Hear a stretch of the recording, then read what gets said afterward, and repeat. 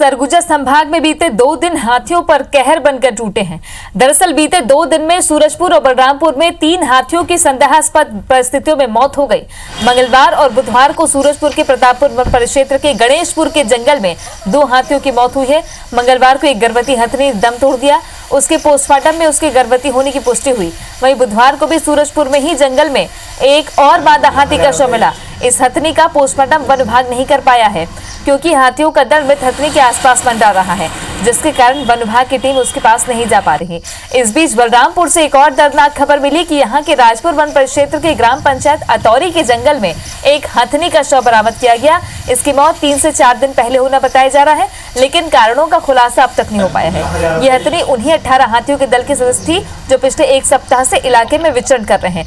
3 हाथियों की मौत से वन विभाग सख्ते में है। डिप्टी रेंजर ने आशंका जताई है कि इन हथनियों की मौत संभवतः किसी बीमारी से हो रही है।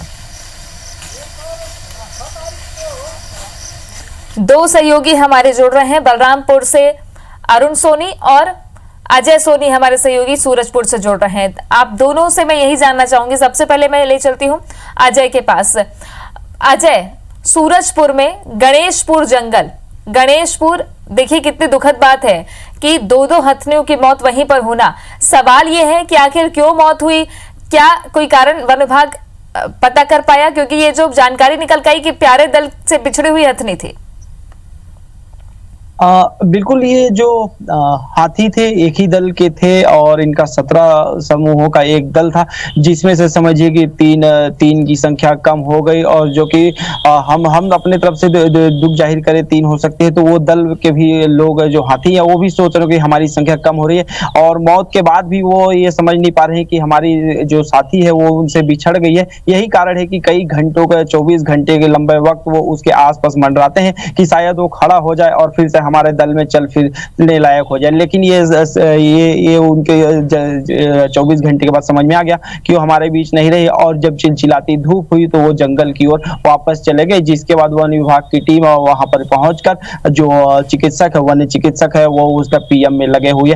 और ये जो 2 दिन में जो लगातार 2 मौतें हुई, निश्चित तौर पे ये कहीं ना कहीं सवाल खड़ा करता है वन विभाग के ऊपर कि आखिर ये 2 दिनों में 2 हाथियों की मौत, और जबकि उसी दल का जो तीसरा हथनी थी उससे कुछ ही दूरी पे लगा, बस एक बॉर्डर बदल गया और वो बलरामपुर जिला हो गया और वहां पे उसकी बॉडी मिली है, जिसकी बताया जा रहा है कि 4 से 5 दिन की।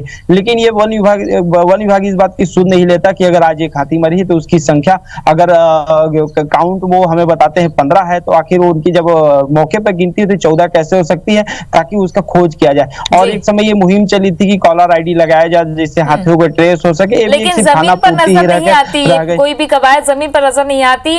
देखिए कि 17 दल का ये हाथी, जिसमें 3 हथनियों की मौत हो गई है जो एक ही दल के हैं। अरुण सोनी हमारे सहयोगी बलरामपुर से बने हुए हैं। अरुण, ये एक ही दल के हाथी जिनमें से 3 हथनियों की मौत हुई बलरामपुर की सीमा पर अतौरी के पास, आखिर क्या कोई कारण वन विभाग बता रहा है कि क्या ऐसी वजह होगी जिसकी वजह से हथनियों की मौत हो रही है, या कोई निगरानी, उन पर मॉनिटरिंग करने के लिए वन विभाग कोई कवायद नहीं करता?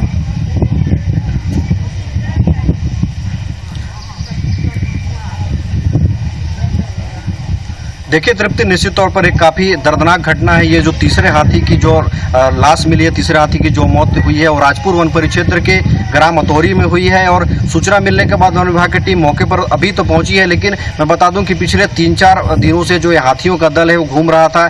1 सप्ताह पहले इन्होंने अतौरी में कुछ घरों को तोड़ा था और फसलों को नुकसान पहुँचाया था, और 3 से 4 दिन पहले करवा गाँव में इन्होंने एक घर को तोड़ा था और वहीं से अनाज खाया था।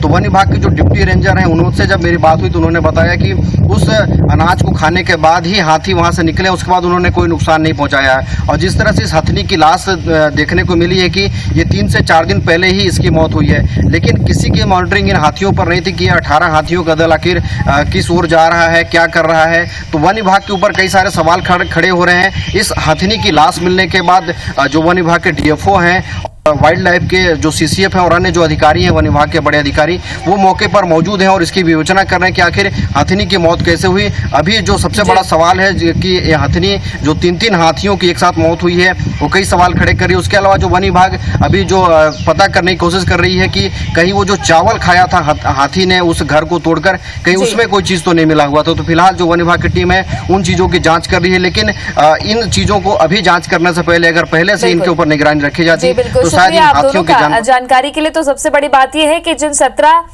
हाथियों के दल में से 3 हथिनियों की मौत हुई है, अब जो बाकी के हैं उसमें कितनी मादा हथिनी है या जितने हाथी हैं उन पर निगरानी रखना भी एक बड़ी चुनौती वन विभाग के पास है, ताकि ये मौतों का आंकड़ा हथिनियों का और ना बढ़े।